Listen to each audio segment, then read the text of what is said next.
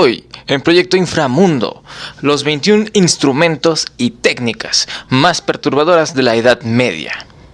Además, la historia del terrible exorcismo de Anneliese Michel y un audio inédito donde podríamos escuchar la verdadera voz del diablo. Esto es Proyecto Inframundo, quédate porque ya empezamos.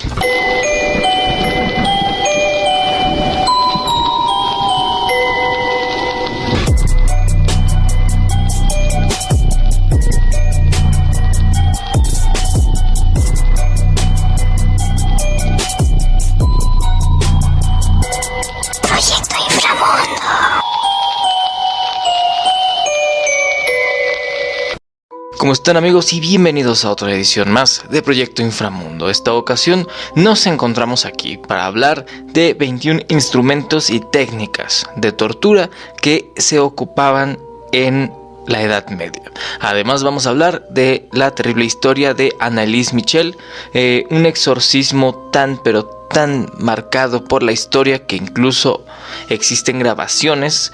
Estas grabaciones están guardadas las tienen guardadas en la misma iglesia, entonces es un caso bastante fuerte. Además te pido un poco de discreción porque ya saben que justo terminando el programa existe una psicofonía. Entonces, bueno, desde ahorita te comento, si te gusta el terror, pero en realidad no eres tan fan de escuchar esta clase de psicofonías o grabaciones de ese estilo, puedes terminarlo justo donde te avise y no habrá ningún problema. Lo importante es que te sientas cómodo. Entonces vamos a empezar. ¿Por qué? ¿Por qué se ocupaban estos instrumentos de tortura? En realidad se ocupaban, pues en muchas ocasiones se ocupaban para torturar gente, ya que en aquello entonces el concepto de justicia era algo que estaba por demás, no existía como tal. De hecho era muy fácil que simplemente te fueras culpado por brujería y terminaras, bueno, en alguno de estos, ¿no? Una de las épocas más oscuras fue la Inquisición, término que hace referencia al conjunto de instituciones dedicadas a la supresión de la herejía. Así es, muchas veces las personas, por ir en contra del pensamiento que mandaba más en aquella época, eran colgados, castigados con pena de muerte, y fue fundado en el año de 1184, a esto al sur de Francia, aunque pronto se extendería por toda Europa. Entonces vamos a empezar con esta, porque este es el aplastacabezas. Su nombre nos dice un poco para qué puede ser, ¿no? Este era muy usado durante la Edad Media, estaba destinado a destrozar literalmente la cabeza de la víctima. La barbilla se colocaba en la barra inferior y el casco era empujado hacia abajo por el tornillo. De este modo, primero se rompían los alvéolos dentarios, seguidos de las mandíbulas, y por último el cerebro salía por la cavidad de los ojos y entre los fragmentos del cráneo. Básicamente es un casco especial en el que colocas tu cráneo mientras va bajando una especie de prensa para encontrarse con una superficie metálica y abajo un tronco de madera. Me imagino que era bastante doloroso, más que nada porque es muy grande la prensa, entonces es una espera increíblemente larga. En el segundo sitio tenemos la cuna de Judas, método de tortura utilizado en confesiones. Se elevaba al reo con cuerdas sobre la pirámide de madera con punta de acero en la cúspide, o sea, en la parte de arriba. La víctima era soltada de golpes sobre la pirámide, provocándole graves heridas en la zona genital y anal. Sí, justo como les comento, es básicamente un triángulo de metal sujeto por una base de madera, en el cual a la persona se le deja caer de sentón Entonces, bueno, ya te imaginarás lo que ocurría. En el tercer sitio tenemos las uñas de gato. La víctima era colgada desnuda por los brazos y con un instrumento dotado de garfios afilados. Era rascado, o sea, desgarrándole la piel y arrancándole la carne a tiras. A menudo los garfios entraban tanto que dejaban el hueso al descubierto. El torturado solía morir desangrado después de haber perdido el conocimiento por el dolor. Sí, es una especie de garras, como su nombre lo dice, son 4 garras, pero son literalmente muy grandes, están curveadas y muy afiladas. En el cuarto sitio tenemos el potro, y no es el de Acapulco Shore. El potro es uno de los instrumentos de tortura más conocidos, en el que se acostaba a la víctima con las extremidades atadas. Después se accionaba un mecanismo de cuerdas y rodillos que hacían que el cuerpo se estirara en direcciones opuestas, provocando que los hombros y caderas desencajaran. Es el que sale es en el que te estiran, o sea, tú estás acostado con las manos hacia arriba, las piernas de dirección normal, entonces la estiran hasta que piernas y brazos salen de su lugar. En el quinto sitio tenemos la rueda. Se amarraba al sentenciado a la rueda y los verdugos asentaban golpes con mazos enormes, rompiendo las articulaciones y cuidando no asestar ningún golpe fatal. Después eran abandonados vivos sobre la rueda para que los cuervos y otras aves carroñeras terminaran el trabajo.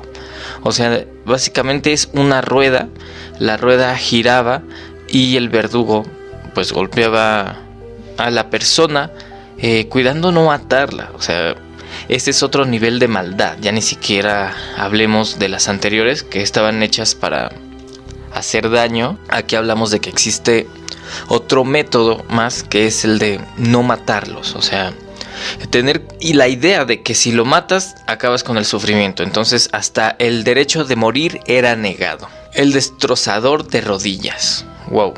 El objetivo de este instrumento era inutilizar las rodillas de la víctima. Tenía 2 lados llenos de púas, cuya cantidad dependía del tipo de delito cometido.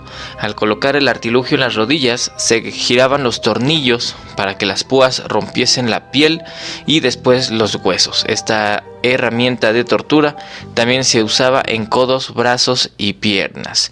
Muy similar al rompecráneos, solo que en vez de ser una prensa que simplemente termina llegando al fondo, es igual una prensa que tiene púas grandes, bastante afiladas, en las cuales el objetivo es aplastar al momento en el que se inutilizan las extremidades, ¿no? En el séptimo sitio tenemos el burro español. Muchos lo conocen, muchas personas ya lo ubican, me preocupa, pero desgraciadamente es un clásico, ¿no? Se coloca al reo desnudo sobre una cuña de metal muy afilada, sin necesidad de un torturador. La víctima moría desangrada a causa de las heridas provocadas por la cúspide del potro y las pesas que llevaban colgadas en los pies. Según la cantidad del peso, se alargaba más o menos la vida del torturado. Así como les digo, es una enorme pirámide de metal afilada sujeta por un par de brazos de madera, los cuales, están fijados al piso. Entonces al reo se le coloca sentado de piernas abiertas. El reo trae pesas en las piernas con el objetivo de jalarlo hacia el piso mientras la cuchilla corta. Entonces es bastante fuerte. En el octavo sitio tenemos el cinturón de San Erasmo. Collar, cinturón o brazalete con pinchos en la parte inferior, en la que se colocaba a la víctima. Al estar muy ajustado el collar, cada pequeño movimiento incluía la respiración, le provocaba heridas que terminaban por infectarse y engranarse, o sea, cuando te da gangrena, ¿no? Irónico que esto tenga el nombre de un santo. el cinturón de San Erasmo. O sea, básicamente es, como les decía, es un cinturón o un brazalete, también dotado por pinchos, pero son pinchos metálicos. Entonces cada vez que te mueves se encajan, tal vez no completamente, tal vez no es mortal, pero al encajarse se mueven, se rasga la piel, se abre, se infectan y se mueren. Entonces es un método bastante doloroso. En el 9º sitio, el toro de Falaris. El toro de Falaris se mete a un individuo dentro del interior de una estatua de toro y se enciende a fuego bajo la barriga del toro. Los gritos de la víctima salían por la boca del toro y parecía que mugía. Hay registros en los cuales se cree que esta práctica es aún más vieja, porque se tienen aparentemente registros de que esto ocurría aún en el año 554 a.C. Vaya, bastante intenso y bastante doloroso y horrible. Debió haber sido muy horrible para las personas que lo veían, porque la gente normalmente se unía a ver estos espectáculos. Es como cuando vas al súper y te encuentras a los destrampados, solo que aquí están dentro de un toro de metal y están gritando porque los están cociendo a fuego lento. Vaya. En el número 10, las tijeras de cocodrilo. Instrumento usado a finales de la Europa medieval, reservado para todos aquellos que intentaban matar sin éxito al rey. Las tijeras tenían 2 cuchillas semicilíndricas que, cuando se cerraban, formaban un tubo largo y estrecho. El interior estaba lleno de púas y dientes afilados. Estas se calentaban al rojo vivo para ponerlas en los genitales. Wow. Aquí ya estamos hablando de un poco más de planeación. Las primeras son muy rudimentarias, porque todas son muy iguales. A final de cuentas tenían un principio que era el de aplastar, y otras simplemente las de cortar, ¿no? Digo, ya ponerles púas ya fue pues el plus que la mente enferma humana pues le atribuyó y ayudó a que fueran más sangrientas, ¿no? Esta básicamente es una pinza con dientes, la cual se calienta y se coloca, bueno, en los genitales de cualquiera que intentara matar al rey. En el sitio 11 está la doncella de hierro, un viejo clásico. Este gabinete de hierro fue pensado para encerrar a la víctima dentro de él. La puerta se abría y cerraba a voluntad del verdugo. Esta estaba plagada de hierros punzantes que herían a la víctima hasta causarle la muerte. Y bueno, no necesita explicación. En caso de que sí, es un ataúd gigante de metal lleno de nuevo de pinchos metálicos muy largos, en el cual te metes y el verdugo abría y cerraba la puerta con la finalidad de causar más daño hasta que la persona terminara muriendo desangrada. En el 12º sitio tenemos garrote vil. Se sentaba a la víctima y se le fijaba la cabeza a un poste de madera, del que salía girando un tornillo. Un punzón de hierro que penetraba y rompía las vértebras cervicales de la víctima, empujando todo el cuello hacia adelante, aplastando la tráquea contra el collar. La víctima moría por asfixia o por lenta destrucción de la médula espinal. Este método fue utilizado hasta principios del siglo XX. A principios del siglo XX, aún en Cataluña y en países de Latinoamérica. Así como dice, básicamente es una persona sentada, pegada a una barra de madera, bien sujeta, con una prensa. La prensa está justo en el cuello, entonces empieza a apretar mientras empieza a entrar un tornillo o un punzo metálico, ¿no? Bastante horrible y bastante fuerte. En el 13º sitio tenemos la cigüeña. La cigüeña es un instrumento de hierro sujetado al condenado por el cuello, manos y tobillos, sometiéndolo a una posición incómoda que le provocaba calambres en los músculos rectales y abdominales. A las pocas horas se llegaban a registrar calambres en todo el cuerpo. Bueno, este ya no creo tanto, porque ya le dan otro uso. En realidad, es una, bueno, es un armatoste metálico, el cual está sujeto a través de tu cabeza baja. Tus manos están quietas por el mismo armatoste de metal, mientras abajo las piernas están en posición fetal. Ahora ese aparato se usa con las piernas abiertas, digo, es para otra clase de ámbitos, pero es básicamente el mismo principio, el de inmovilizar y causar calambres. En el 14º puesto tenemos el péndulo. Las muñecas de la víctima eran atadas por detrás de la espalda, se añadía una cuerda a esta ligadura y se izaba al acusado con un peso en las piernas. Acto seguido, los húmeros se desarticulaban y poco a poco el resto de las vértebras y huesos. Ya estamos entrando a otros métodos, porque aquí literalmente alguien te cuelga, bueno, manos arriba, manos atrás, y tu peso pende sobre tus brazos. Entonces los brazos poco a poco empiezan a caer y se empieza a desgarrar la persona. Entonces las personas que inventaron esto, de verdad que tienen un lugar en el infierno. En el 15º puesto tenemos la pera. Este instrumento era colocado en la boca, el ano o vagina de la víctima. Después, por medio de un tornillo, el verdugo la abría hasta su máxima apertura, ocasionando que la cavidad quedara completamente destrozada. La pera oral estaba destinada a los predicadores heréticos, la vaginal a las mujeres que cometían adulterio. Básicamente es una pera, es una... Pues sí, una pera.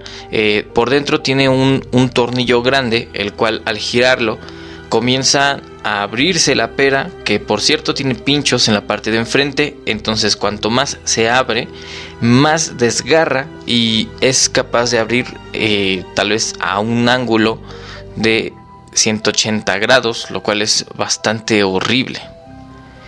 En el sitio 16 tenemos el taburete sumergible. El taburete sumergible, muy usado en mujeres acusadas de brujería. Se inmovilizaba a la persona en la silla y posteriormente era sumergida en el agua. El proceso se repetía varias veces hasta que la víctima muriese ahogada o confesase. Esta es muy conocida, sobre todo en los pueblos de Salem y en Estados Unidos, que allá la cultura de las brujas es más marcada. Aquí es hasta cierto punto normal conocer personas que predican el santerismo, que predican otra clase de creencias, pero en Estados Unidos la brujería es un tema muy actual que se vive bastante. De hecho, este anaquel es básicamente una silla sujeta por cadenas, la cual se sumergía varias veces hasta que la persona, muriera o confesara. Que yo creo que lo pasaba primero lo primero, o sea, antes de morir, antes de confesar, morían. Y la persona que confesaba, pues igual moría. Entonces, ¿cuál es el sentido? Puesto 17, el agua y el lino. Se ataba a la persona con alambre de espino y se le tapaba la boca con trapos para evitar que vomitase. Por medio de unos tubos se le introducía agua por las fosas nasales hasta el estómago, llenándoselo completamente. El forcejeo causado por el dolor al sentir el estómago a punto de explotar hacía que el calambre se clavase en las muñecas y tobillos. Bastante intenso, no estoy seguro cómo descubrieron que podían hacer daño de ese estilo. El instrumento consta de a la persona se le amarra brazos y piernas abiertas y justo en la parte de abajo una prensa que sube pues colocándote en una posición un poco antinatural porque están presionando tu columna hacia arriba. Bueno, estás sacando el estómago a su vez de que te están llenando de agua el estómago por medio de la nariz y todavía te tapaban la boca para que no vomitaras. ¿Quién tuvo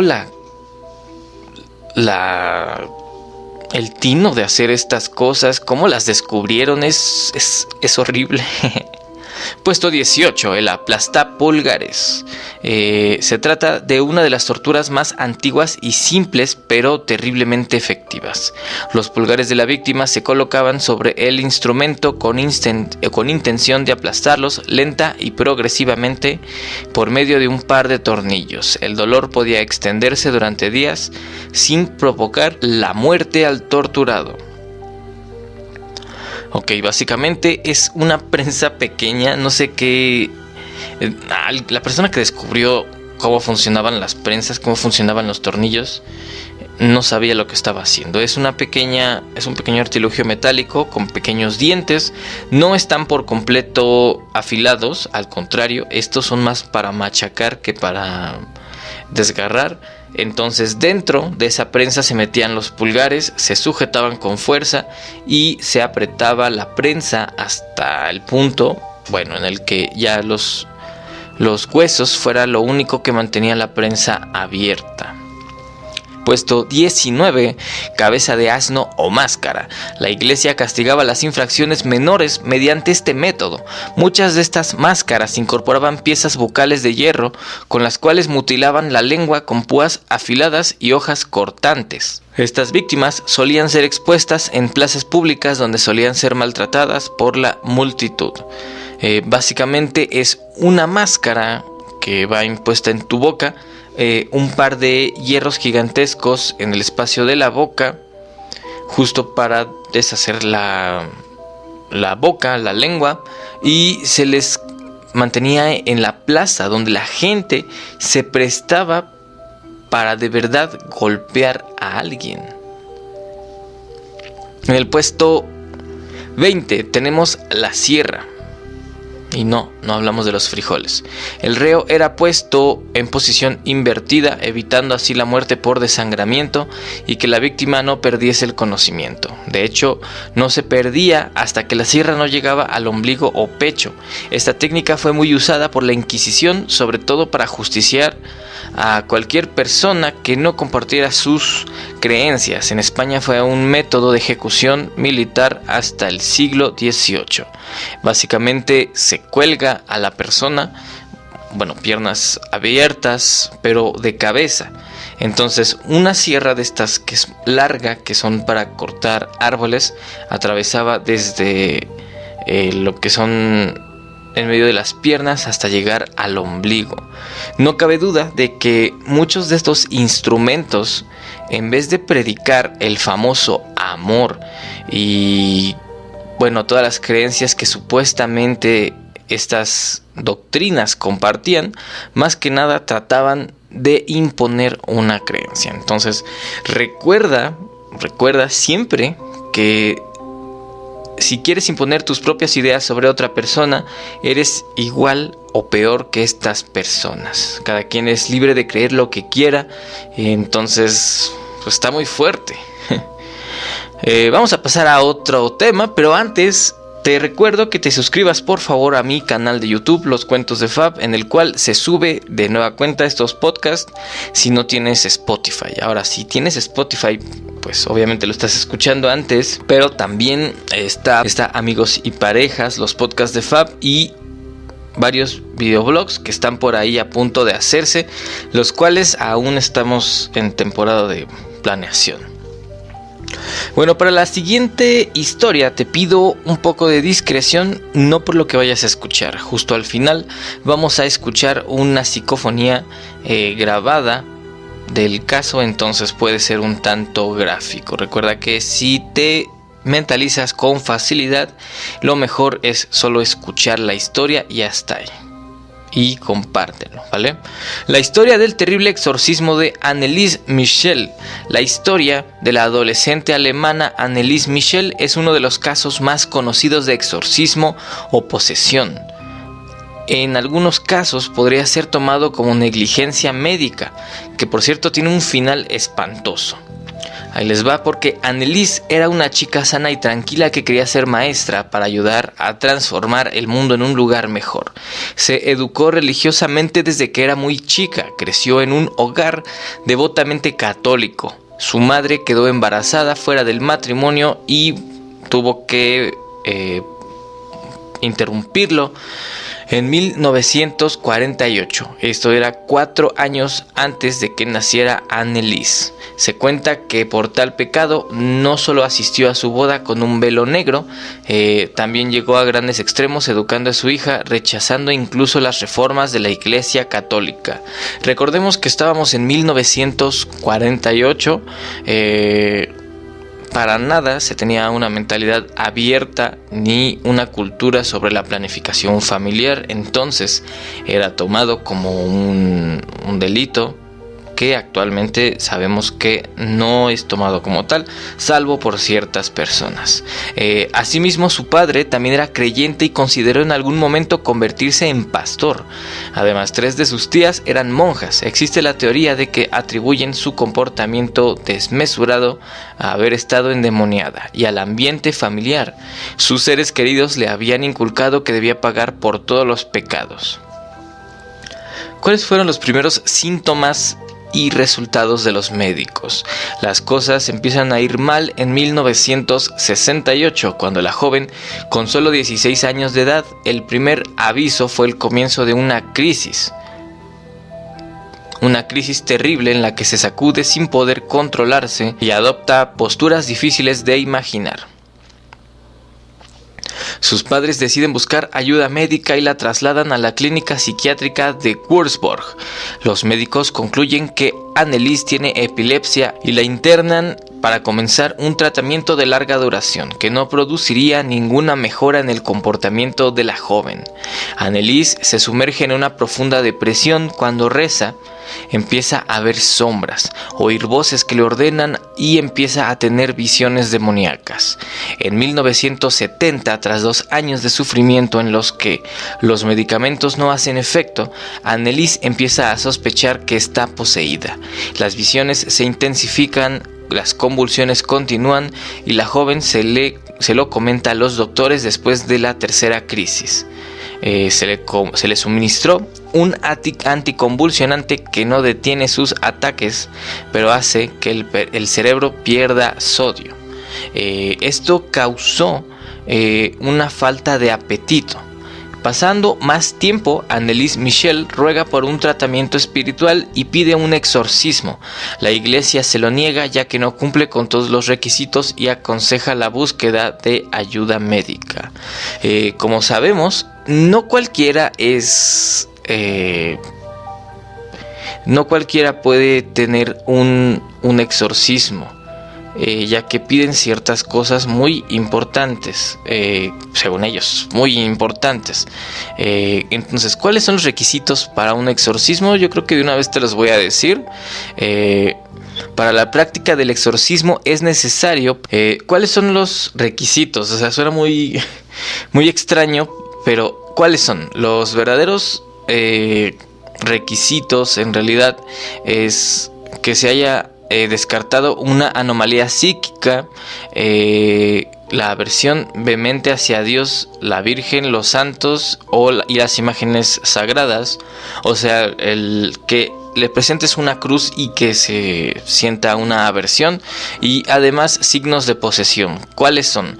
El hablar con lenguas desconocidas que el sujeto en su vida podría hablar, sean lenguas muertas que se supone que ya ni siquiera nosotros podríamos conocer, hacer presentes cosas distantes o escondidas, demostrar más fuerza de lo normal. Y para la práctica es necesario que el sacerdote obviamente sea católico, la autorización del obispo de la diócesis correspondiente.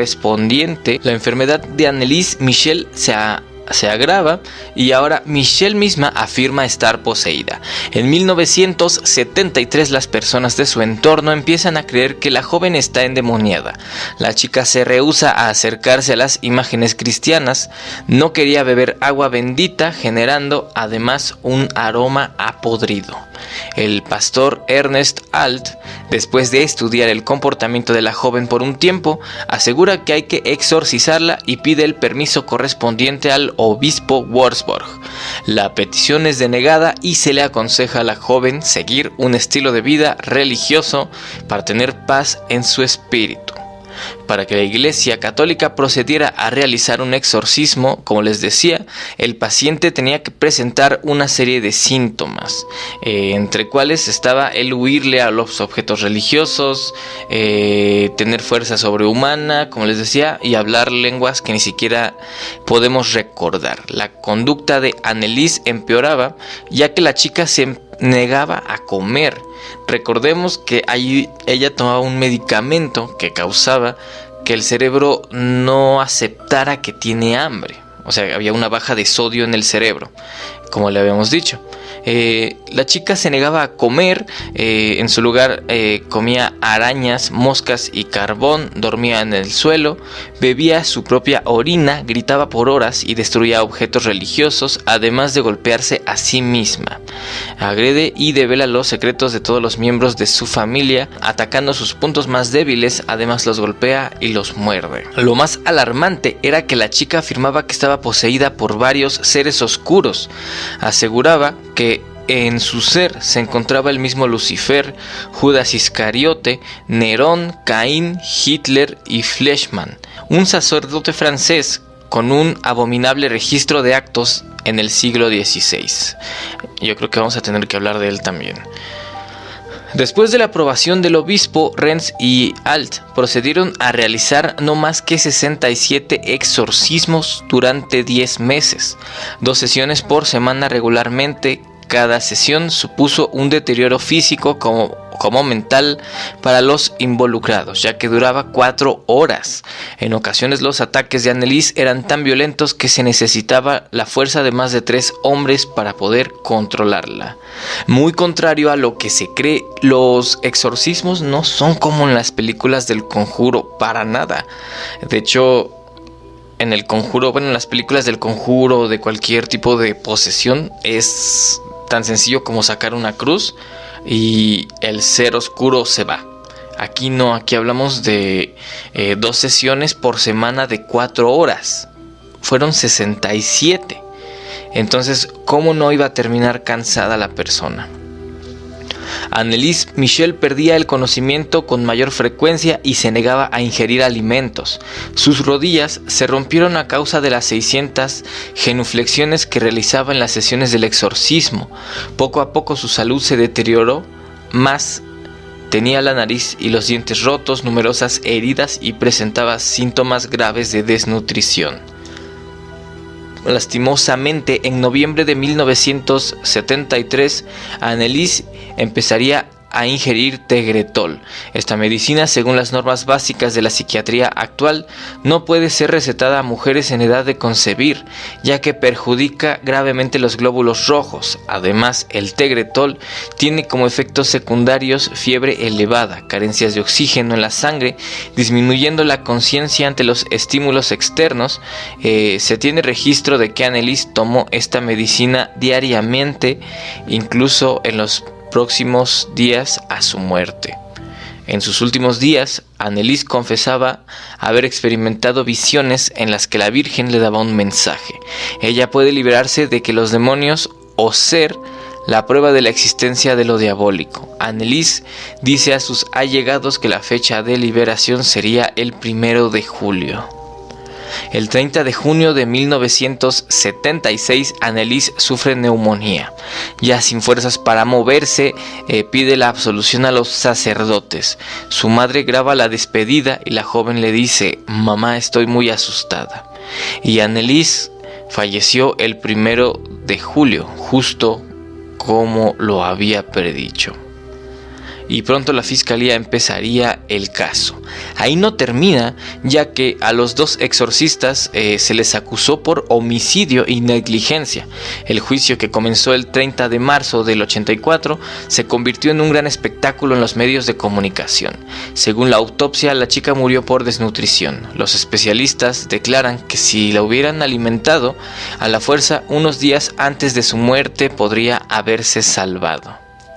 Para defenderse, los exorcistas trataron de asegurar la presencia de los seres oscuros, exponiendo las cintas que pudieron captar de todos los hechos. En ellas se pueden escuchar las voces guturales provenientes de la joven. Las grabaciones también muestran dos voces diferentes pero simultáneas y el dominio de idiomas que la chica supuestamente desconocía. Sin embargo, los psiquiatras aluden a la teoría de inducción doctrinaria. De acuerdo a esta teoría, los sacerdotes proporcionan a la joven información que utilizaría para su conducta psicótica, la cual afirmaría que su comportamiento era consecuencia de una posesión. Sin tanto rollo, ellos, los exorcistas, podrían haber hablado tanto de lo que implica estar, tener una posesión, que su mente empezaría a usarlo. Imaginen, uno de ellos le dice que es que tú no está, esta chica no tiene voces guturales, no habla en otros idiomas, y entonces la mente es tan fuerte que comienza a trabajarlo, que claro, también estaba un poco mal la chica. Los dos exorcistas son declarados culpables con una sentencia de 6 meses de prisión, pero con libertad condicional. A los padres también los encontraron culpables, pero no se les pidió que cumplieran condena. Se consideraba que habían sufrido ya mucho, según el criterio de la ley alemana. A raíz de este caso, los sacerdotes hicieron un esfuerzo por modernizar el método, ya que databa de 1614. Una comisión de teólogos y sacerdotes formó una comisión para analizar estas prácticas y pidieron una reforma al Vaticano. El Vaticano aplicó algunas reformas en 1999. Las primeras en 3 siglos, entre las que destaca la norma de que los exorcistas deben de poseer conocimientos médicos. Sin embargo, la mayoría de las recomendaciones de los obispos alemanes se ignoraron. Recuerdan que en la búsqueda de encontrar la existencia o demostrar la existencia de estos seres, se grabaron varias psicofonías. Entonces ya llegó ese momento en el cual te pido discreción. Disfrutas estos temas, pero no te gusta las psicofonías, o eres alguien que puede llegar a mentalizarse demasiado, deja el video hasta aquí. Muchísimas gracias. La próxima semana tenemos otro tema. Vamos a dar un poquito de tiempo a que las personas que no quieren terminar de escuchar esta clase de contenido, se retiren. En todo caso, ya se habrán retirado. Y ahora sí, este es un fragmento, ya que existen miles y miles de grabaciones. No podrás entender nada de lo que dice porque está en alemán. No te preocupes, yo he checado que lo que nos está diciendo la voz de este ser oscuro no sea ninguna clase de conjuro ni nada. O sea, simplemente está diciendo las cosas que está sintiendo. Entonces, sin más, los dejo con el audio. Der Hass lässt hier keine. Der Neid über die andere Engel. Aber es gibt's nie Ruhe. Ruhe gibt's nur da oben. Ruhe gibt's nur dort, wo die Liebe ist. Ja, aber es gibt's nur, ja, no. Nur Hass. Ja, Und wo nur Hass ist, da gibt's keine Ruhe. nein. Und für uns gibt's nie Ruhe, nie. Befehl ich dir auszufahren.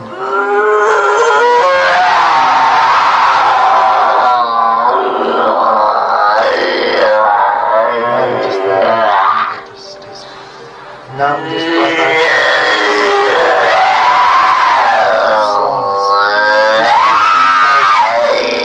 der allerseligsten Jungfrau die Ehre zu geben. Wow, está bastante fuerte. Yo no les recomiendo escuchar este programa a las 3 de la mañana. Escúchenlo en la tarde, a menos de que te encante el miedo. Ahí sí, escúchalo morbosota a las 3 de la mañana. Pero bueno, igual protéjanse. y así, ¿no? Muchísimas gracias por haber llegado hasta este punto. Como siempre, es un placer haber estado contigo aquí en Proyecto Inframundo.